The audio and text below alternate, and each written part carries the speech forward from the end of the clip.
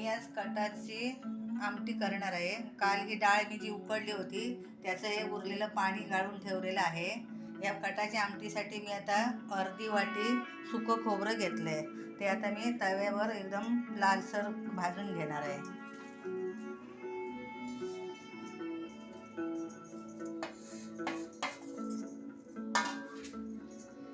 Gas पेटवला आहे, मी तवा तापत ठेवला आहे।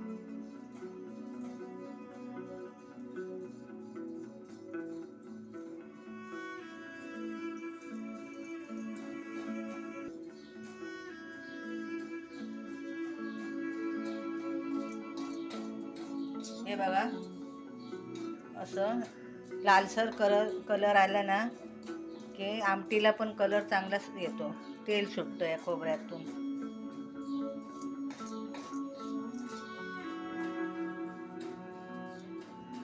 हे आता माझं भाजून झालेलं आहे, मी गॅस बंद करते।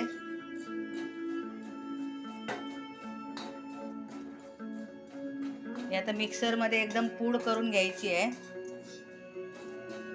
मी आता मिक्सरला पूड करून घेते। हे बघा, हे वाटण तयार झालंय माझं। आता मी आता फोडणीची तयारी करणार आहे।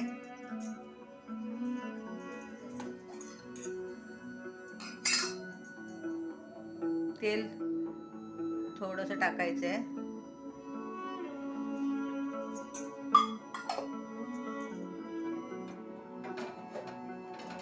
गॅस अगोदर पेटून ठेवलेला आहे। पहिले मी राई टाकते।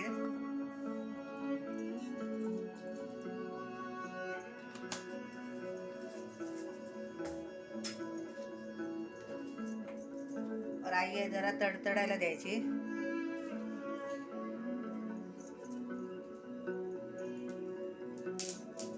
आता मी जिरं टाकते। गॅस बारीक करते मी। जिरं टाकले।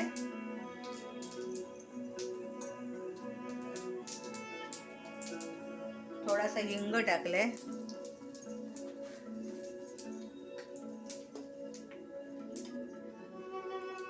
थोडीशी हळद टाकते।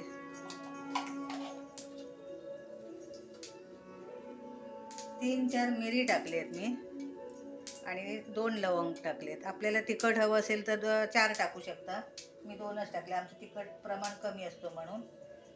आता याच्यावर कढीपत्ता टाकते मी।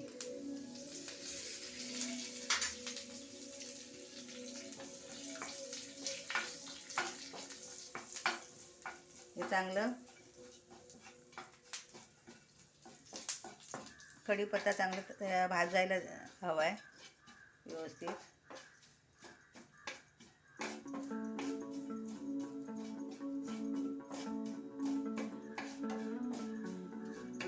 आता मी याच्यामध्ये मसाला टाकणार आहे। मिरची पूड, आपल्याला कसा मसाला हवा तो भाजका मिरची पूड काही टाकू शकता, तुम्हाला हवं तसं। तिखट आपल्याला हवं त्याप्रमाणे टाकायचं आहे। मी आता गॅस बंद करणार आहे, नाही ते करपू शकतं, म्हणून हे करपू द्यायचं नाही आपल्याला।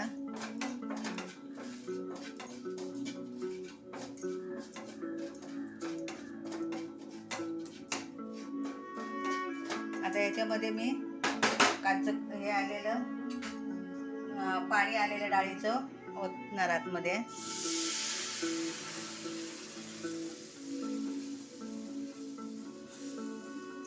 आपल्याला कसं घट्ट हवं तसं, पातळ हवं तसं, कसंही करू शकता तुम्ही। मी आता गॅस चालू करते।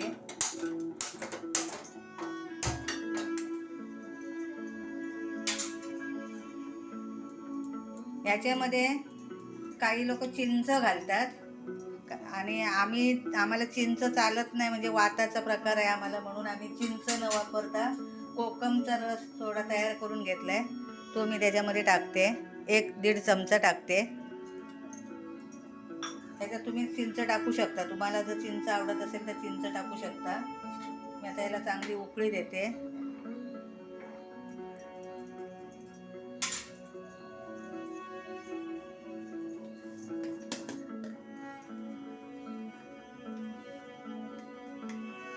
पाव चमचा मीठ टाकते। जसं तुमचं रसा होत असेल सार तसं करू शकतात तुम्ही आमटी याची. तुम्हाला जेवढं मीठ लागेल तेवढं तुम्ही, माझं थोडं आहे प्रमाण म्हणून पाव चमचा टाकला मी.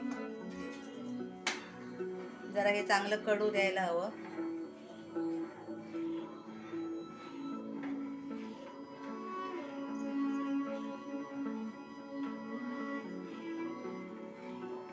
मी याच्यामध्ये तमानपत्र आणि दालचिनी वगैरे असं काही घातलेलं नाही आहे, कारण आम्हाला तिखट जास्त चालत नाही. तुम्ही घालू शकता, तुम्हाला जे गरम मसाले कोणते कोणते आवडतात ना ते त्याच्यात तुम्ही घालून झणझणीत करू शकता. आम्ही जरा तिखट कमी खातो म्हणून ते वापरत नाही आम्ही. ज्यांना आवडतं तसं तसं तुम्ही करू शकता. याला चांगली 5 ते 8 मिनटं उकळी यायला द्यायला पाहिजे. मग वर तवंग धरणार आहे.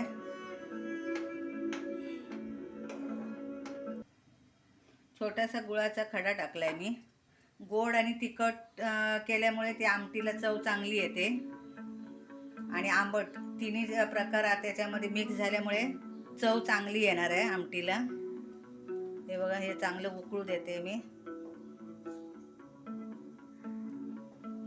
ह्याच्यामध्ये आता मी वाटलेलं वाटण टाकणं, म्हणजे नुसतं खोबरं सुकट वाटलेलं आहे ते टाकणार आहे. हे बघा,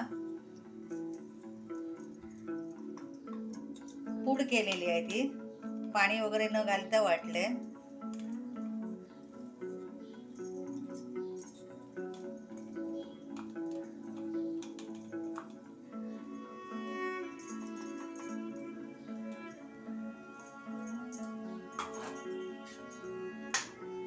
हे आता बघा असं व्यवस्थित कलर यायला लागलाय.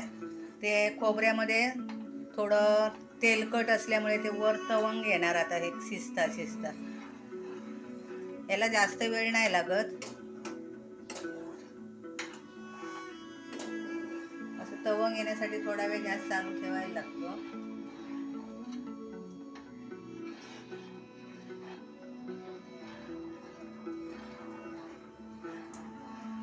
तुम्हाला जर जास्त तेल वापरायचं असेल तर जास्त वापरू शकता.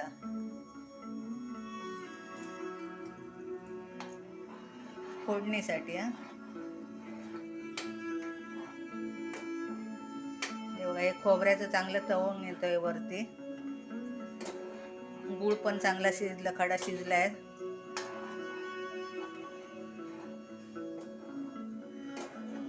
हे आता तुम्ही पुरणपोळी बरोबर आमटी किंवा भाताबरोबर आमटी खाऊ शकता किंवा अशीच पण पिऊ शकता. छान लागते. आणि तुम्हाला जर तिखट हवी असेल तर तुम्ही ते मसाले ॲड करून टाकू शकता, जे हवे असतील तुम्हाला तिखटपणासाठी ते. कारण मला कमी तिखट लागतं म्हणून मी बाकीचे मसाले नाही टाकलेत.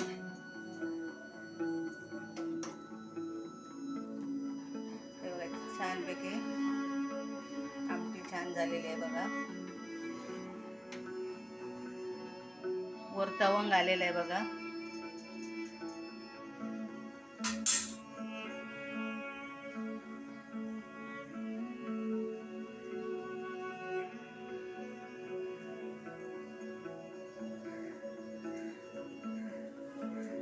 मी आता गॅस बंद करते.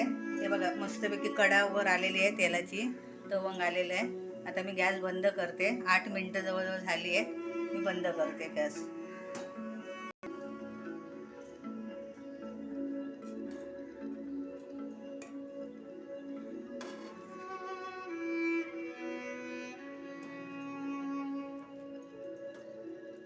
हा बघा, असा मस्तपैकी कलर आलाय. आणि आपल्याला जशी हवी तशी, पातळ हवी असेल तर पातळ करू शकतो, घट्ट हवी असेल तर घट्ट करू शकतो. ही अशी पातळ केली तर पुरणपोळीबरोबर खायला छान लागेल.